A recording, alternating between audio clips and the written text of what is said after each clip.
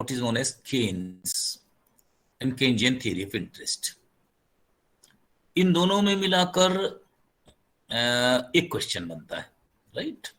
Second unit बहुत छोटी है, मतलब इसी यूनिट का जो सेकंड पार्ट है वो बहुत छोटा है, that is known as money supply.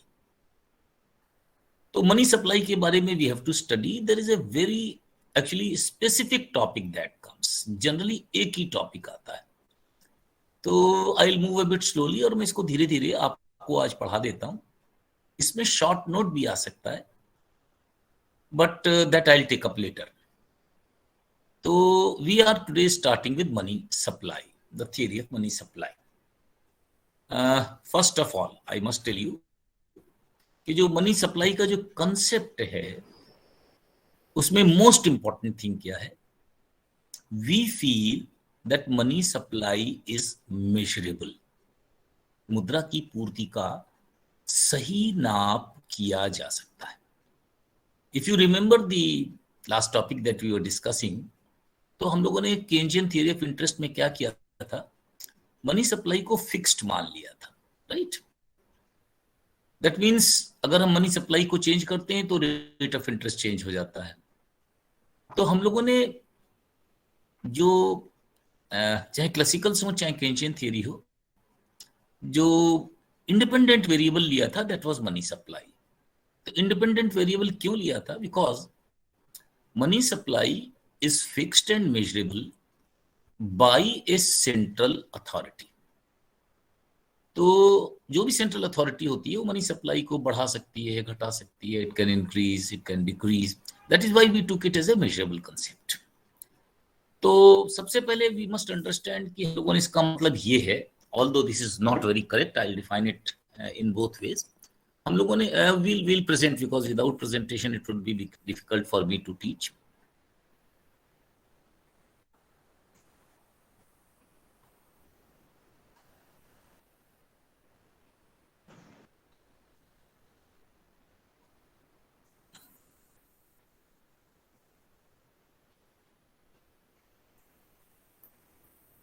So we are studying now money supply.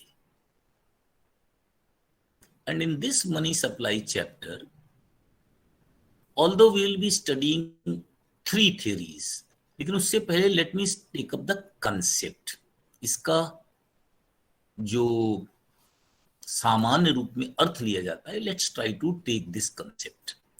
Some people take it as a stock concept। That means it is basically one which does not change till a change is made। तो ये जो stock concept होता है या जो stock variable होता है, इसमें हम ये कहते हैं कि total amount of money, whatever it is, total amount of money। Now which money we will talk of? Total amount of money at a point of time, that means we are discussing Marshallian and the classical version, is fixed। So many currency notes of 1000 rupees or 500 rupees or 100 rupees, this is the stock concept। Do remember, we always think money as a stock, but because money supply can be changed by some authority। Bharat में आप जानते हैं, we discuss this, if this authority is given to RBI, Reserve Bank of India, then it can also be taken as flow। That means at any point of time this may be fixed, so at this point it is fixed, at this point it is fixed, at this point it is fixed, so it is fixed at certain points, but overall it's a flow concept। That means it can also change, and when it can also change, so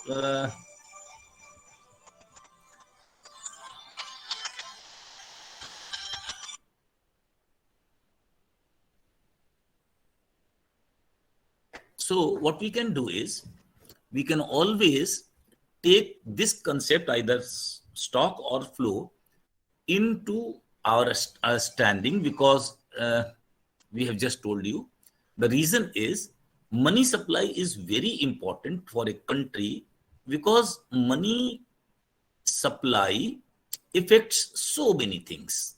Most importantly, it affects what we call as prices. Secondly, it also affects interest rate. Now these variables, कीमतें और स्फीति दरें बहुत महत्वपूर्ण हो सकती हैं, लेकिन इससे भी ज्यादा महत्वपूर्ण हमारे देश में और चीजें होंगी। इंटरेस्ट रेट से हमारे देश की एग्रीगेट डिमांड पर प्रभाव पड़ेगा, यानी कौन सी कमोडिटीज हम लोग खरीद रहे हैं और बेच रहे हैं। एग्रीगेट सप्लाई पर इंपैक्ट नहीं पड़ेगा, this will not be changed, this will not change, this changes with real factor. लेकिन जब डिमांड पर चेंज होता है तो फिर बहुत सारी चीजों पर चेंज होता है, इन्वेस्टमेंट पर चेंज होता है, और इन्वेस्टमेंट पर चेंज होने से एम्प्लॉयमेंट पर चेंज होता है, आउटपुट पर चेंज होता है। तो मनी सप्लाई जो है, मनी डिमांड इज इंपॉर्टेंट, लेकिन money supply also makes so many important changes in a country. या ये कह सकते हैं कि मॉनेटरी पॉलिसी जो है वो बेसिकली जो भी मॉनेटरी पॉलिसी है उसका जो मेन इंपैक्ट होता है वो किस पर होता है, सप्लाई पर होता है।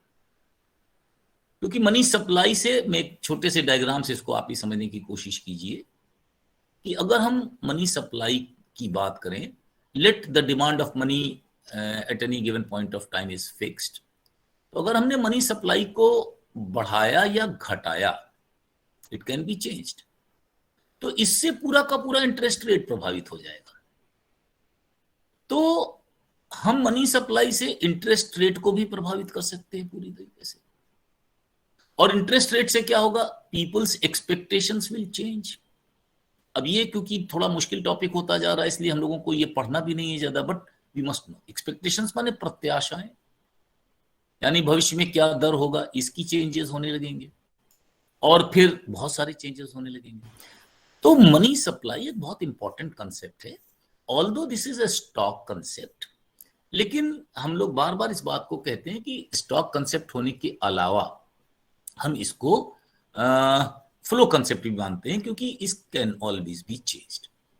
तो जब भी हम मनी सप्लाई के बारे में बात करेंगे तो हमारा कहने का मतलब यही होगा कि what we are saying is कि हम लोग रिजर्व बैंक के संदर्भ में मनी सप्लाई को पढ़ेंगे भारत के कंटेक्स्ट में।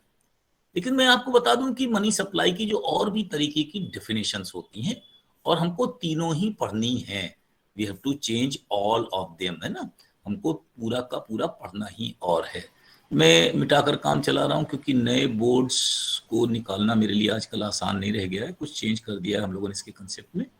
तो we can now start with what is money supply. तो मनी सप्लाई की जो तीन थ्योरीज हैं आपके कोर्स में, जिनमें से आई टेल यू कि मोस्टली केवल एक ही सवाल आता है। हम लोग ये भी कह रहे हैं कि एक ही सवाल आता है, माने ऑलमोस्ट वी आर श्योर कि केवल एक ही सवाल बनता है इस पूरी मॉनेटरी पॉलिसी के सिलसिले में। तो हम लोग उस सवाल के बारे में पढ़ेंगे, लेकिन हम तीनों थ्योरीज के पहले नाम लिख देते हैं ताकि आपको अगर कोई शॉर्ट नोट आए या कुछ और आए तो भी आप इसको बड़े आराम से कर सकें। So what we do is, पहली सप्लाई कहलाती है मनी सप्लाई की, that is known as banking theory of money supply. क्या अंतर है थोड़ी थोड़ी बताता भी जाऊंगा, लेकिन आज जो वाली पढ़ाने जा रहा हूं वो सबसे पहले इंपॉर्टेंट है। दूसरी वाली को कहते हैं liquidity theory of money supply.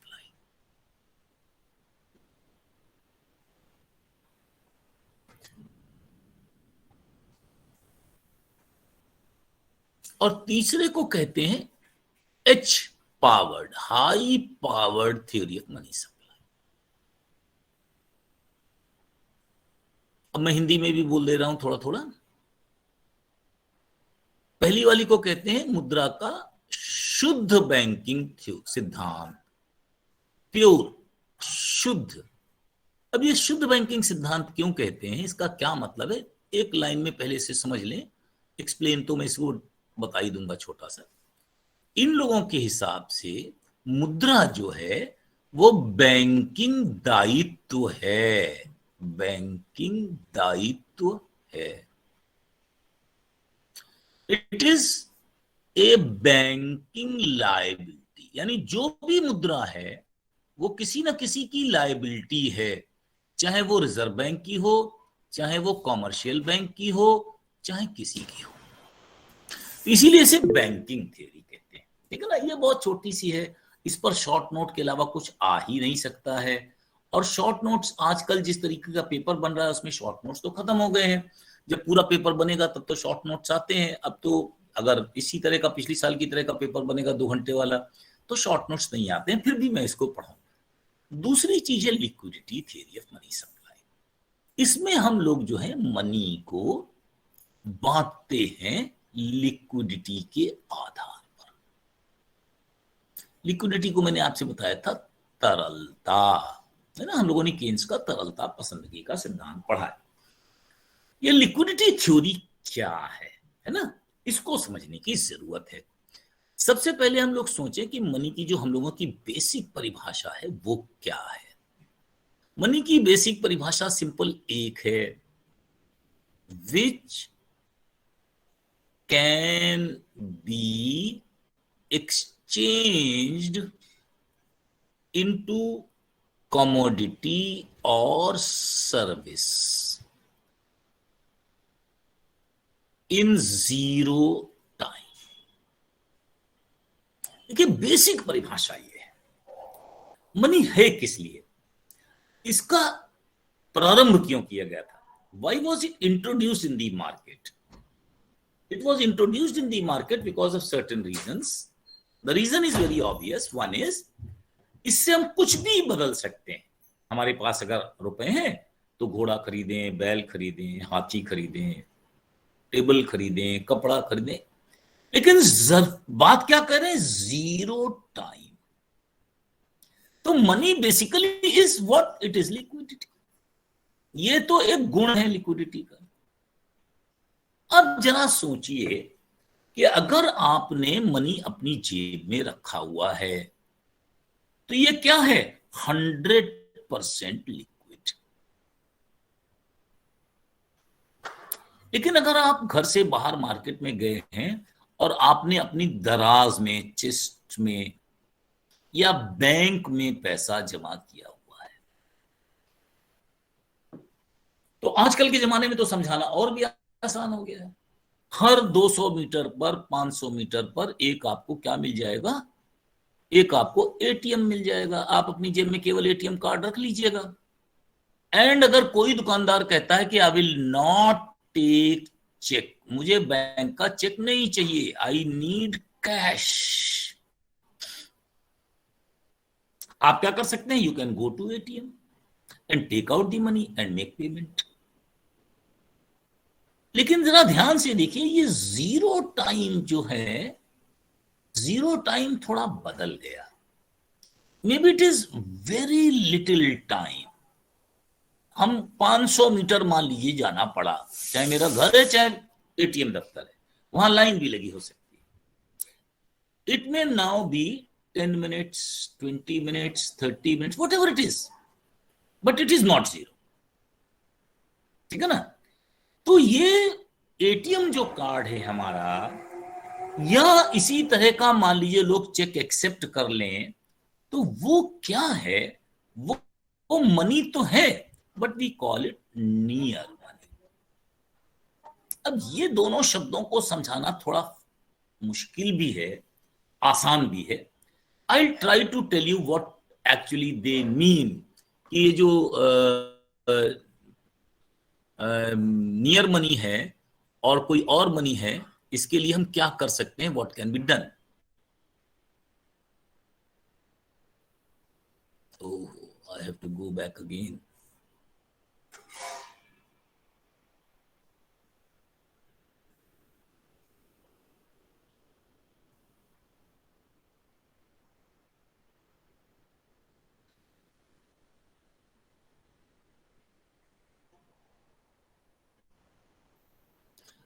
एक मिनट में I will change this and bring out a new board. Wait for a while, क्योंकि मेरा जो ब्लैक बोर्ड है वो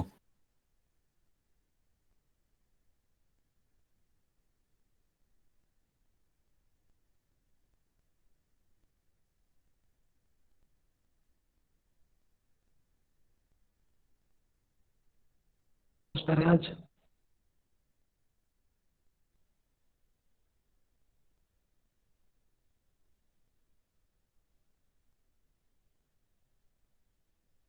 इसका कुछ सिस्टम बदल गया है, मैं प्रेजेंट करूंगा लेकिन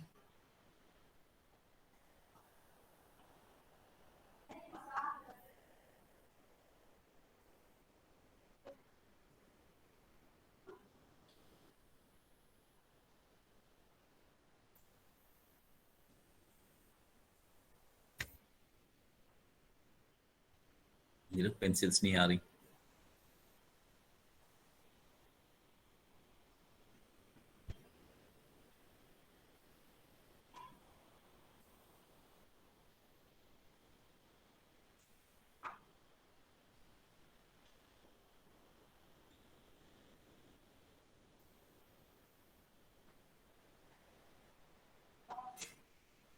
नाउ इज इट क्लियर? आ रहा है बोर्ड? Yes sir. यस। हाँ ठीक है। Yes sir. तो हाँ ठीक है बेटा, दैट्स व्हाट है। तो Yes, sir. ध्यान से देखो, मनी और नियर मनी। अब जरा दूसरे ढंग से सोचिए, इस कंसेप्ट को मैं समझाना चाह रहा था। अभी हम लोगों ने कहा money at hand. Eight hand माने मेरे पास, मेरी जेब में, चाहे जैसे समझिए। नियर मनी वो हो सकता है जो मैंने कहीं बैंक में रख दिया हो। तो ये जो नियर मनी है, इसमें और इसमें क्या फर्क है पहले समझिए। नियर मनी अगर हमने बैंक में रखा है, इवन इन सेविंग्स अकाउंट, माने जिसके लिए हमारे पास चेक है या जिसके लिए हमारे पास एटीएम कार्ड है, कुछ भी है, अगर हमने इसमें बैंक में रख दिया है, अगर हम इस पैसे को नहीं निकालते हैं तो हमको साल में 3% का ब्याज भी मिल सकता है। इसको करने से कोई पैसा नहीं मिलता। अब ध्यान से देखिए, मनी का सबसे इंपॉर्टेंट काम क्या था? ट्रांजैक्शंस। वो तो हमने परिभाषा में ही लिखा था। लेकिन मनी का एक और रोल भी है, that is known as store of value. तो अगर हम 10,000 रुपए अपनी जेब में रखते हैं तो it is not only money, क्योंकि हम इस मनी से परसों, नरसों, एक हफ्ते बाद, 10 दिन बाद, एक महीने बाद इसका इस्तेमाल कर सकते हैं, हम इसको खर्च कर सकते हैं। लेकिन अगर हम इसे कैश के रूप में रखते हैं तो ट्रांजैक्शन के लिए जितनी सुविधा है वो तो ठीक है, लेकिन हमें इसके बदले में कुछ मिलता नहीं।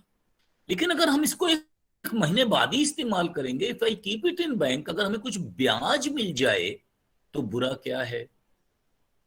तो this is different. This can always be used for transactions, this can be used for transactions but also has a greater advantage। लेकिन इस ग्रेटर एडवांटेज के बदले में हमें अपनी लिक्विडिटी को छोड़ना पड़ता है। हमेशा के लिए नहीं छोड़ना है, ऐसा भी नहीं कि हमेशा के लिए छोड़ना है, क्योंकि उसके बदले में तो वो है। हम अगर इसको स्टोर के रूप में बैंक में रख देते हैं और बैंक हमको एक एटीएम कार्ड देता है, अब अगर हमने पैसा निकाल लिया तो I do not get any interest, लेकिन अगर हमने 3 महीने तक पैसा नहीं निकाला तो आई ऑल्सो गेट इंटरेस्ट। तो जो स्टोर ऑफ वैल्यू के रूप में है, वो जेब में रखने की जगह, instead of keeping it in pocket, if we keep it in a bank, it feels better. So the difference between money and near money is what? Here it is 100% liquidity at zero time. शून्य समय पर हमारे पास liquidity है। यहां शून्य समय पर नहीं है। यहां लिक्विडिटी कैसी है? लगभग लिक्विड है। What we are seeing is करीब करीब लिक्विड है। इसकी लिक्विडिटी के बारे में कोई डाउट नहीं है। जब चाहेंगे बैंक से निकाल लेंगे, जब चाहेंगे चेक निकाल लेंगे, जब चाहेंगे चेक का पेमेंट कर देंगे। But it is different, but it is advantageous because it gives us something. तो मनी को लिक्विडिटी की क्वालिटी, तरलता की गुणवत्ता के आधार पर भी बांट सकते हैं। Most liquid money will never give you anything. आपको कोई ब्याज नहीं देगा। आप घर में जितने चाहे पैसे रख लें, you can keep any amount of money with you, आपको कोई फायदा नहीं होगा। उससे आप स्पेकुलेट कर सकते हैं, सट्टेबाजी खेल सकते हैं, लेकिन वो ब्याज नहीं देगा, वो किसी और प्रकार से लाभ नहीं देगा। नियर मनी में हम क्या कर रहे हैं कि we are not making present transaction. हमको खरीदना है 1 महीने बाद, 15 दिन बाद, 20 दिन बाद, पैसा बैंक में पड़ा रहने देते हैं। जितने दिन बैंक में पड़ा रहेगा, it will give us may be very little amount of interest, but it will give us something. So the difference between money and near money is that of liquidity. When it is 100% liquid, it is money. When it is not 100% liquid, मान लीजिए कि आपने bank में रख दिया और आपको एक चेकबुक मिली हुई है, और उस चेकबुक से कोई कैश लेना नहीं चाहता, कहता नहीं हमें तो भाई कैश ला के दो, चाहे कुर्सी खरीदना हो चाहे मेज खरीदना हो, हम तो कैश ही लेंगे। We are not going to, हमें मिठाई लेना है, हमको कैश देना है, दिवाली पर आपको मिठाई चाहिए, हम गिव मी कैश। अब मुश्किल क्या हो गई, बैंक में है, चेक कोई ले नहीं रहा है। इस चेक से मान लीजिए कि एटीएम में भी पैसा खाली हो गया, अब 2 दिन तक बैंक नहीं खुला है, 3 दिन तक बैंक नहीं खुला है, तो हम ट्रांजैक्शन नहीं कर सकते। तो although this is money, but this money is a bit delayed, थोड़ा सा विलंबित हो जाता है। तो near money is better in one sense, it gives you something. Money is better in another thing, it give you the power to purchase any commodity at any point of time. लेकिन जब आपको transactions के लिए रखना है तब तो ठीक है, money is good. But if you want to make transactions in future, when you want to keep money as a store of value, then this gives you some more advantage than this. ये आपको ज्यादा फायदा पहुंचाता है। तो ये जो money और नियर मनी है, मैंने आपको समझाने की सिर्फ ये कोशिश की। अब ये नियर मनी कितना नियर होगा, कितना फॉर होगा, उसी के बारे में हमको बात करना है। तो जब हम मनी की definition on the basis of liquidity करते हैं, तो it is called as liquidity theory of money. तो इसे हम लिक्विडिटी थ्योरी क्यों कहते हैं? Because the more liquid the less time it will take, the less liquid the more time it will take. लेकिन और ज्यादा समय भी ले सकते हैं। We can purchase a NSC, national saving certificate, 6 साल के लिए हमारा पैसा ब्लॉक हो जाता है। तो मनी तो है, लेकिन 6 साल तक हमको नहीं मिलेगा, ब्याज तो मिलेगा। That means it is entirely a different thing. तो वो कैसा हो जाएगा, थोड़ा और फार मनी हो जाएगा। तो बेसिकली मनी जो है वो किसके लिए है? Basically money is for transactions. देखिए, मुद्रा का मतलब तो वही है जो लेन देन का काम करे, which is use for transactions. कितनी जल्दी करता है, कितनी देर में करता है, उस आधार पर हम मनी को क्लासिफाई करते हैं। और ये हर देश में इसका जो क्लासिफिकेशन होता है वो अलग अलग होता है। दैट इज ऑलवेज डिफरेंट, है ना। तो जो शुरुआत हुई इंडिया में मनी की लिक्विडिटी डेफिनेशन की, वो कब से शुरू हुई? थोड़ा सा इतिहास भी जान लेते हैं। वो 1935 से हुई। रिजर्व बैंक ही 1935 में बना। इसी को पावर दी गई मनी को निकालने के लिए। तो आरबीआई जो था वो एक ईयरली स्टैटिस्टिक्स देता था, ईयरली स्टैटिस्टिक्स देता था, सांख्यिकी देता था कि हमने कितनी करेंसी और कितने कॉइन किस महीने में जारी किए। ये एनुअल रिपोर्ट देता था। तो इससे हमको ये पता चल जाता था what is the stock of money, what is the stock of money which can be used for transactions. और ध्यान से देखिए कि उस जमाने में एक बहुत इंपॉर्टेंट बात भी हम लोगों को समझना चाहिए जब इतिहास पढ़ते हैं। 1935 में हमारे देश में केवल 8% लोग मुद्रा का इस्तेमाल करते थे। बाकी 92% लोग जो गांव में रहते थे वो जनरली क्या करते थे, बार्टर सिस्टम का इस्तेमाल करते थे। मोर ओवर उस समय चांदी के सिक्के वगैरह चला करते थे, तो उनको और भी संभाल के रखने की कोशिश की जाती थी। तो करेंसी नोट्स तो बहुत ही कम हुआ करते थे उस जमाने में। तो what we are saying is कि स्टेटस रिपोर्ट होती थी 1935 तक, कोई क्लासिफिकेशन कभी नहीं किया गया। और जो पहला क्लासिफिकेशन किया गया वो 1964 में किया गया। मैं इसके बारे में थोड़ा सा आपको बताऊंगा जरूर, क्योंकि इसको कहते हैं चक्रवर्ती कमेटी की report. This is not the final report, पहले बता दे रहा हूं, लेकिन इसको बिना समझे हम लोग आगे जानेंगे, राइट। तो we are what we are doing is we are taking up the Chakravarty committee report, we are taking up the Chakravarti committee report, and this Chakravarti committee report came in 1964। चक्रवर्ती साहब को रिजर्व बैंक ने कहा कि आप क्या करिए, एक report बताइए कि हम अपनी मनी को कैसे क्लासिफाई करें। तो पहली दफे लिक्विडिटी के आधार पर एक रिपोर्ट आई। तो 1964 से अगर हम कहें कि इंडिया के कंटेक्स्ट में, मैं बार बार कह रहा हूं कि अमेरिका में दिस बिगैन इन 1942, है ना, कहीं और देशों में और पहले शुरू हो गया, we are not talking of them, लेकिन इंडिया में पहली दफे 1964 के आधार पर ही लिक्विडिटी की रिपोर्ट आई। और ये जो चक्रवर्ती कमेटी की रिपोर्ट है, इस रिपोर्ट में क्या किया गया मैं आपको बताने की कोशिश कर रहा हूं। और इस चक्रवर्ती कमेटी क्योंकि पुरानी है और उस समय भी भारत में मोनेटाइज्ड सेक्टर बहुत कम था, अब तो पूरा का पूरा सेक्टर ही मोनेटाइज्ड हो गया है। इन्होंने मनी को क्लासिफाई किया इस ढंग से, M1, M2, M3, M4। समझना है, बहुत आसान है, कोई दिक्कत नहीं है। इनको हम प्रायः कहते हैं मॉनेटरी एग्रीगेट्स, मौद्रिक समुच्चय। मैं फिर से कह रहा हूं कि बिल्कुल परिभाषाएं बड़ी सिंपल हैं। जो सबसे ज्यादा लिक्विड होता है उसे उस जमाने में कहा जाता था नैरो मनी। नैरो का मतलब भी समझ लीजिए, बिल्कुल सिंपल है। नैरो का मतलब है जो केवल मुद्रा के रूप में प्रयोग में आ रहा है, whatever is being used for transactions, only transactions, यानी वो मनी जिसको आरबीआई जारी करता है ना, बट दैट इज ऑल।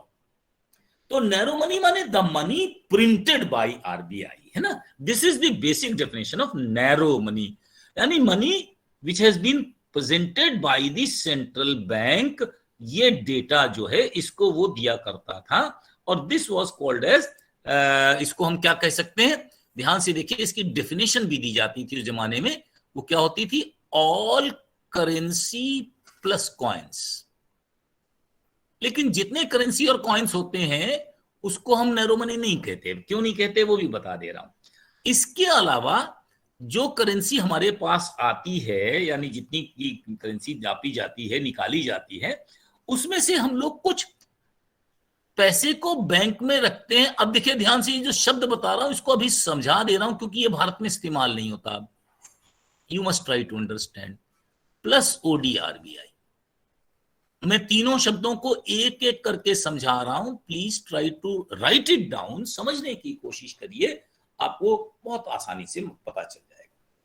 देखिए, मान लीजिए कि रिजर्व बैंक ने बहुत सारी करेंसी जारी की, तो जो करेंसी जारी की उसमें से कुछ रिजर्व बैंक अपने पास हमेशा रखता है। तो मान लीजिए अगर उसने 100,000 करोड़ की करेंसी जारी, मतलब छापी है, अगर मान लें, तो ये पूरी 100,000 करोड़ जारी नहीं करता, कभी कभी बीच में जारी करेगा, कभी कुछ जारी करेगा। इसमें से मान लीजिए उसने 10,000 करोड़ की करेंसी को अपने पास रख दिया। ये जो 10,000 करोड़ की करेंसी को अपने पास रख दिया, इसको हम कहते हैं ओडीआरबीआई, यानी वो करेंसी जो आरबीआई के स्टॉक से निकली नहीं, which is still with the RBI. इसको हमेशा ही रखना है क्योंकि मैं हर जगह इस शब्द का इस्तेमाल करूंगा। मैं उल्टा पढ़ा क्यों ना हूं, ताकि आपको समझ में आ जाए। तो whatever currency and coins are published by RBI, each does not come into circulation। वो सर्कुलेशन में पूरी तरीके से नहीं आते, है ना। जो सर्कुलेशन में आते हैं उसको हमने ऊपर लिख दिया। तो currency and coins in circulation. Circulation माने जिसको हमने बाजार में जारी कर दिया। प्रचलित मुद्रा, जिसको हम प्रचलन में ले आए, whatever has been brought forward in market for whatever it is. कुछ आरबीआई ने अपने पास रखी हुई है, कुछ इनको दे दी, लेकिन जब इनके पास आई तो लोगों ने इसमें से कुछ पैसा बैंकों में डिमांड डिपॉजिट के रूप में रख दिया। अब ये डिमांड डिपॉजिट को आपकी किताबों में लिखा मिलेगा मांग जमा। अब ये शब्द भारत में इस्तेमाल नहीं होता है और भारत में इसे लगभग सेविंग डिपॉजिट मानते हैं और थोड़ा सा अंतर है, क्योंकि हम 1964 पढ़ रहे हैं इसलिए इस अंतर को समझ लेते हैं। सेविंग डिपॉजिट में पहले, that means we are talking of 1964, जब आपके पेरेंट्स या और बड़े लोग रहे होंगे घरों में, उनके बारे में बात कर रहे हैं।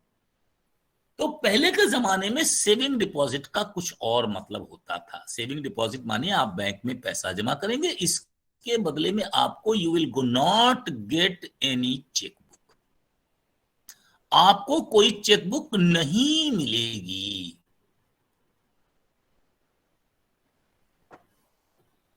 बल्कि बदले में आपको हर साल 4% ब्याज मिलेगा। अब मुश्किल क्या है? अभी हम लोग पढ़ रहे थे, सैटरडे संडे की छुट्टी पड़ गई, चेकबुक मिलेगी नहीं, तब आपको पैसा निकालने के लिए कहां जाना पड़ता था? You have to go to bank. उस जमाने की बात है, आज की बात ही नहीं, क्योंकि अभी खत्म ही हो गया। तो बैंक में जब आप जाते थे तो used to get a withdrawal form. आपको क्या मिलता था? निकासी पत्र, विड्रॉल फॉर्म। आप उसको भरते थे, फिर वहां से कैश मिलता था, फिर आप उसको खर्च करते थे। इसके बदले में आपको 4% ब्याज मिलता था। डिमांड डिपॉजिट एक तरीके का करंट अकाउंट था जिसमें कोई ब्याज नहीं मिलता था, नो इंटरेस्ट, बल्कि आपको ब्याज देना पड़ता था, बहुत मामूली। इसको कहते थे मेंटेनेंस ऑफ अकाउंट, बहुत छोटा होता था। This is true, maintenance of account was very small, लेकिन देना पड़ता था। इस पर ब्याज नहीं मिलता था, लेकिन इस पर मिलती थी चेक बुक, और जिसको चेक बुक मिली, इस चेक को कोई मना ही नहीं कर सकता था। अभी मैं क्रेडिट जब पढ़ाऊंगा तो मैं चेक बुकों के बारे में बताऊंगा। तो this was known as demand deposit, माने वो पैसा जो आप दिन रात किसी भी समय इस्तेमाल कर सकते हैं। तो नैरो मनी था, करेंसी विद द पब्लिक या मार्केट, और demand deposit of the public, जो कि किसी भी समय निकाला जा सकता था। ध्यान से देखिए, यहां सेविंग डिपॉजिट नहीं, यहां सेविंग डिपॉजिट नहीं है, राइट। यहां पर कुछ और बचा हुआ है, विच इज ओडीआरबीआई। मैंने इसको सिर्फ कंसेप्ट समझाने के लिए लिया, क्योंकि ये वाला है नहीं कोर्स में, अब हम लोगों को आगे वाला पढ़ना है। लेकिन इस कंसेप्ट को जब समझेंगे तब आपको आगे आराम से समझ में आने लगेगा।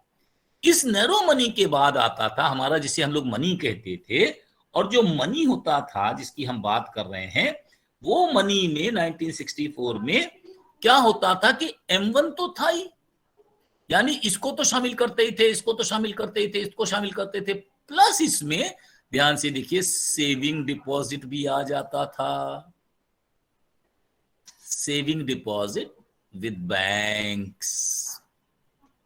ध्यान से देखिए, लेकिन एक शर्त लगी होती थी। कौन से deposit? Saving deposit. Saving deposit वो होता है जिसमें से आप पैसा जितना है पूरा निकाल सकते हैं। You can take out all money at any point of time, but इस पर रेट ऑफ इंटरेस्ट मिलता था। We are talking of 1964 now.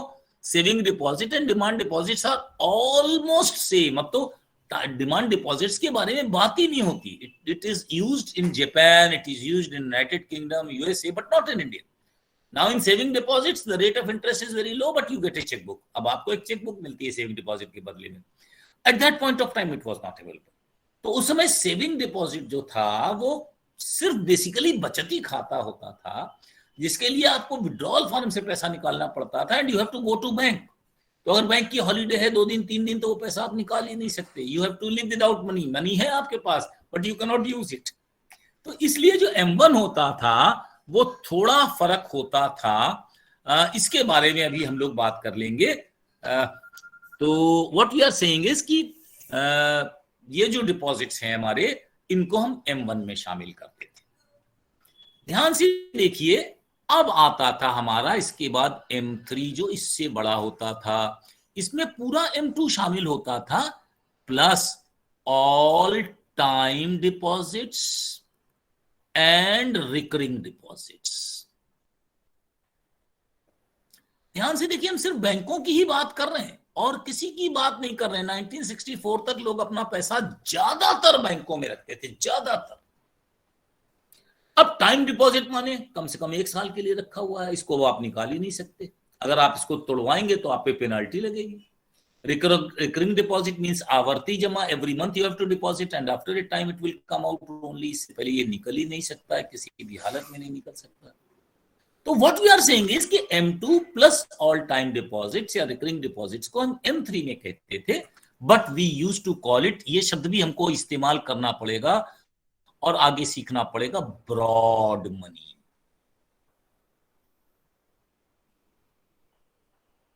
एक कौन सा हो गया? नैरो मनी, और एक कौन सा हो गया? Broad money. Narrow money means which is basically used for transaction every day, हर दिन जो आप लेन देन के लिए इस्तेमाल कर रहे हैं। M2 दोनों के बीच में है। M2 क्या है? ये काफी हद तक मनी है, बस हमने इसे बैंक में रखा है, जब 2 दिन बाद बैंक खुलेगा देन ओनली निकाल पाएंगे। But 1 month, 1 day, 2 day, 3 day, bank कितना दिन बंद होगा? ज्यादा ज्यादा 2-3 दिन बंद होगा। और उस जमाने में ATMs नहीं थे, तो you had to go to the banks. M3 means broad money, जितना भी पैसा आपने बैंक में जमा किया है वो सारा का सारा इसमें आ जाएगा, whether it is time deposits or it is recurring deposits. That means this is money that you may not use it now. आज आप इस्तेमाल ना कर पा रहे हैं, मार्केट में नहीं खरीद पा रहे हैं, लेकिन this is overall money which you will use in future. यानी आप आज नहीं कर रहे हैं तो क्या हुआ, 1 साल बाद करेंगे, 1.5 साल बाद करेंगे, 2 साल बाद करेंगे, 3 साल बाद करेंगे, but you will use it in future.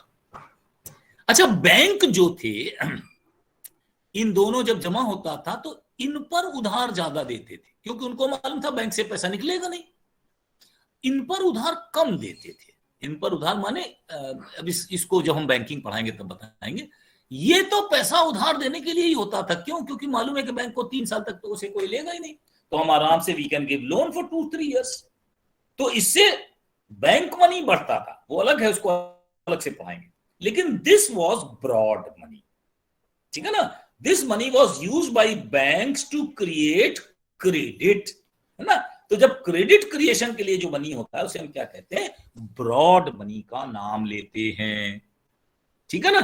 अब इसके बाद भी जो होता था वो हम लोग क्या करते थे? M4 को सबसे बड़ा ब्रॉड कहते थे। इसमें M3 तो शामिल था ही था, प्लस इसमें जितना भी पोस्ट ऑफिस में पैसा रखते थे वो भी शामिल था। पोस्ट ऑफिस बैंक नहीं होते थे, लेकिन पोस्ट ऑफिस में लोग पैसा जमा करते थे। उसमें और मुश्किल था, अगर आपको अपना ही पैसा निकालने जाना है तो 7 दिन पहले नोटिस देना पड़ता था, क्योंकि post office used to deposit their money with the government. तो जब गवर्नमेंट पैसा वापस करती थी तभी होता। तो M3 में प्लस पोस्ट ऑफिस में प्लस कोई और ऐसे इंस्टीट्यूट थे जैसे IDBI था या आपका एग्रीकल्चरल बैंक था, इन सब में जो था उसमें जो बैंक पैसा जमा करते थे on non commercial banks.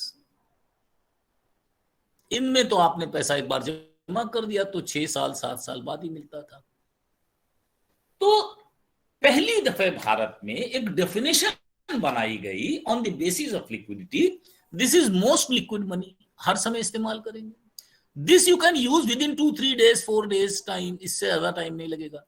This you will use in more than 3 days, 1 साल, 1.5 साल, 2 साल, और ये लॉन्ग टर्म, बहुत दीर्घ काल में मनी के रूप में इस्तेमाल आप कर पाएंगे। इस तरीके से चक्रवर्ती महोदय ने एक डेफिनेशन दी 1964 में। Although this definition was not complete, but this was a working definition. मैंने इसका इस्तेमाल सिर्फ दूसरी वजह से किया, मैंने इसका इस्तेमाल इसलिए किया ताकि आपको कुछ कंसेप्ट समझा पाऊं, जैसे ब्रॉड मनी क्या है, नैरो मनी क्या है, वगैरह वगैरह वगैरह। अब हम लोग इन कंसेप्ट्स को इस्तेमाल नहीं करते हैं। Now what we do is, एक नई कमिटी बन गई थी। नई कमिटी बनने के बाद क्या हुआ कि हम लोगों ने एक नया सिस्टम भारत में अपना लिया है। अब वो सिस्टम कितना अच्छा है नहीं, इसी पर आप पर डिटेल्ड आएगा। हो सकता है इस कमेटी के नाम से ही सवाल आ जाए, इसको आपको ध्यान से पढ़ना पड़ेगा। अगर आप चाहेंगे तो मैं इसका एक शॉर्ट नोट भी आपको उपलब्ध करा दूंगा, आज मैं केवल इसको इंट्रोड्यूस कर रहा हूं, ठीक है ना। तो ये जो हमारी कमेटी है, एक्चुअली इसे वर्किंग ग्रुप कहते हैं, कमेटी नहीं कहते। इसको भी रिजर्व बैंक ने अपॉइंट किया था कि हमारे देश में 1991 के बाद बहुत सारे चेंजेस आए, बहुत सारे चेंजेस आ गए। उन चेंजेस के कारण हमको नई डेफिनेशंस देनी पड़ी, ठीक है ना। तो ये जो डेफिनेशन है, इसके देने वाले आदमी का नाम था वाई.वी. रेड्डी, युद्धवीर रेड्डी। ये पहले गवर्नर थे और इनको इस वर्कशॉप, गवर्नर बाद में बने, 2004 में बने, लेकिन उसके पहले इन्होंने इस वर्कशॉप में इसका डेफिनेशन पहले दी थी। तो बेसिकली जो क्वेश्चन आएगा वो आपके यहाँ वाई.वी. रेड्डी कमेटी पर आएगा। मैंने थोड़ा हिस्टोरिकल बैकग्राउंड आपको पढ़ा दिया ताकि आपको चीजें समझ में आने लगे, और उन्होंने कुछ अंतर किए, कुछ नई चीजों को चेंज किया। मैं थोड़ा सा उन अंतरों को बता देता हूं, फिर आपका काम चल जाएगा। तो now we have to study what is known as Y V. Reddy committee. Sorry, this is Y V. Reddy committee, Yudhvir. इनकी डेफिनेशन 1998 में आई। इन्होंने पहले तो अंतर किया, मैं इसी अंतर से आपसे बात करूंगा। इन्होंने अंतर किया, एक कहलाता है मनी मार्केट और एक कहलाता है फाइनेंशियल मार्केट। थोड़ा थोड़ा बता रहा हूं क्योंकि ये तो पूरा नहीं बता पाऊंगा, ये तो जब आप एमए में आएंगे तब बताऊंगा किसी समय। एक कहलाता है कैपिटल मार्केट और इसके भी आगे एक होता है जिससे हम अनसर्टेन मार्केट कह सकते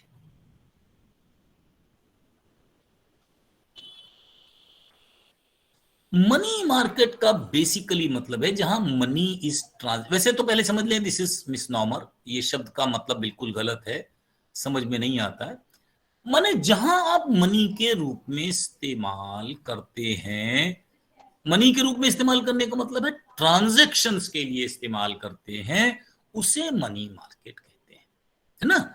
इस मनी मार्केट की डेफिनेशन अलग होती है, और कॉल मनी मार्केट होता है इसमें, और नोटिस मनी मार्केट होता है इसमें, और शॉर्ट पीरियड मार्केट होता है इसमें, और इसके बाद लॉन्ग पीरियड मार्केट होता है। अब मैं इसको क्यों बता रहा हूं, बिल्कुल समझाने के लिए, छोटी सी बात के लिए, short period and we can call it as a long period.